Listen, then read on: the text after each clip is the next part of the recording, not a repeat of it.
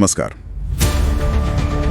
वज़ीर-एक्स इस्तेमाल करने वालों के लिए एक बहुत ही कह सकते हैं ज़रूरी जानकारी है, खासकर उन लोगों के लिए जिनके फंड्स पिछले कुछ समय से फंसे हुए हैं।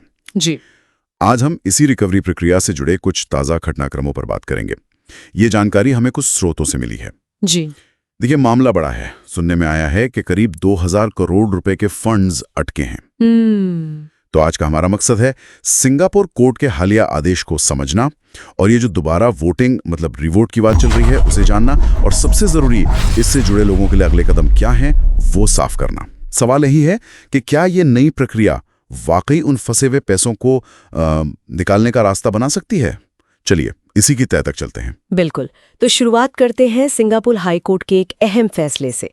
कोर्ट ने असल में 4 जून को एक पिछला आदेश दिया था, उसे अब रद्द कर दिया है और अब उन्होंने जिटाई पीटी लिमिटेड नाम की कंपनी को, जो इस मामले से जुड़ी है, एक रीवोट मतलब दोबारा वोटिंग करवाने की इजाजत दी है। अच्छा। हाँ, और ये जानना भी जरूरी है कि फंड्स पर जो रोक थी वो मॉरेटोरियम वो अभी जारी रहेगी। ओके, तो पिछला आदेश रद्द और अब दोबारा वोटिंग, ये रिवोट, इसकी तारीखें भी तय हो गई होंगी। हाँ, तारीखें आ गई हैं। रिवोट विंडो 30 जुलाई भारतीय समय के हिसाब से शाम 7:30 बजे शुरू होगी और ये चलेगी 6 अगस्त शाम 7:30 बजे तक। तो मतलब क्रेडिटर्स को वोट करने के लिए लगभग 1 हफ्ता मिलेगा। ठीक है। अच्छा, इसी से जुड़ा एक और बड़ा बदलाव सुनने में आ रहा है कि ये जो टोकन बांटने की जिम्मेदारी है वो अब सिंगापुर की जिटाई की बजाय भारत की जुनमाई लैब्स को दी जा सकती है, मतलब जो वज़ीर-एक्स एक्सचेंज चलाती है। ये क्यों हो रहा है, इसका क्या मतलब समझे? हाँ, ये वाकई एक महत्वपूर्ण डेवलपमेंट है।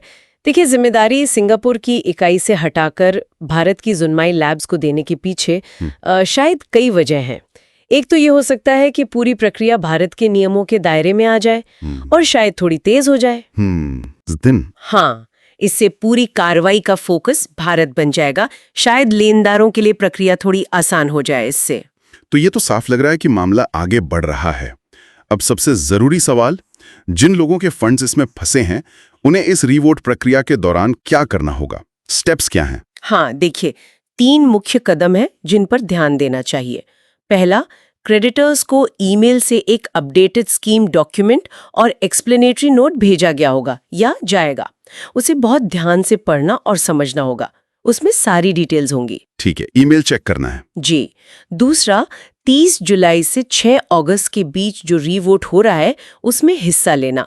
वोटिंग सीधी है, योजना के पक्ष में मतलब फॉर या विपक्ष में अगेंस्ट, बस 2 ऑप्शन। ओके। और तीसरा, वोटिंग शुरू होने से ठीक पहले 30 जुलाई को शाम 5:30 बजे भारतीय समय अनुसार एक टाउन हॉल वेबिनार भी है। उसमें शामिल होकर सवाल पूछ सकते हैं, स्थिति को और साफ समझ सकते हैं। ये वेबिनार जरूरी हो सकता है। अच्छा, ये रिवोट इतना निर्णायक क्यों है?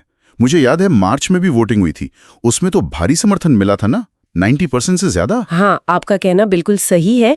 मार्च वाली वोटिंग में करीब 93.1% क्रेडिटर्स ने प्लान के पक्ष में ही वोट दिया था। पर ये वाला रिवोट इसलिए खास है क्योंकि ये सिंगापुर कोर्ट के नए आदेश के तहत हो रहा है। अगर इस बार भी बहुमत मिलता है और कोर्ट इस योजना को अपनी अंतिम मंजूरी, जिसे सैंक्शन कहते हैं, दे देता है, तो ये फैसला सभी पर कानूनी रूप से बाध्यकारी मतलब लीगली बाउंडिंग हो जाएगा। अच्छा, लीगली बाउंडिंग, ये है चाबी। बिल्कुल, यही वो कानूनी चाबी है जिससे शायद वो 2000 करोड़ के फंड्स का ताला खुल सकता है। इसके बाद ही ज़ेनमाई लैब्स भारत में कानूनी तौर पर पेआउट की प्रक्रिया शुरू कर पाएगी। तो ये सिर्फ एक और वोटिंग नहीं है, बल्कि फंड्स वापसी के तरफ एक बहुत ठोस और शायद आखिरी कानूनी कदम है। पिछली वोटिंग शायद इस कानूनी मंजूरी के लिए पर्याप्त नहीं थी, इसीलिए ये रीवोट कराया जा रहा है। समझ गए। तो कुल मिलाकर बात यह है कि 30 जुलाई से शुरू होने वाला ये रीवोट उन वज़ीर-एक्स यूजर्स के लिए बहुत बहुत महत्वपूर्ण है जिनके पैसे अटके हुए हैं। ये सिर्फ एक प्रक्रिया नहीं बल्कि रिकवरी का एक असल रास्ता बन सकता है। एकदम सही कहा। ये वोट फंड रिकवरी की इस पूरे कानूनी पहेली का एक सेंटर पॉइंट है। सिंगापुर की अदालत इस पर बहुत बारीकी से नजर रखेगी और इसका नतीजा दूरगामी होगा। या तो फंड वापसी का रास्ता खुलेगा या फिर मामला और उलझ भी सकता है।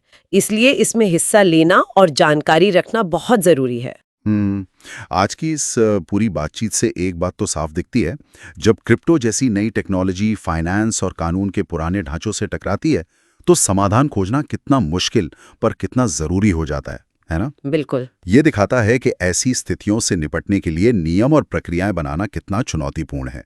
इस पहलू पर भी आगे सोचने की जरूरत।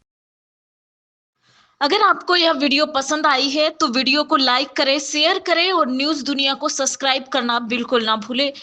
कमेंट में ज़रूर बताएं कि आप रियोट में भाग लेंगे। हमें आपकी राय जानने की उत्सुकता है।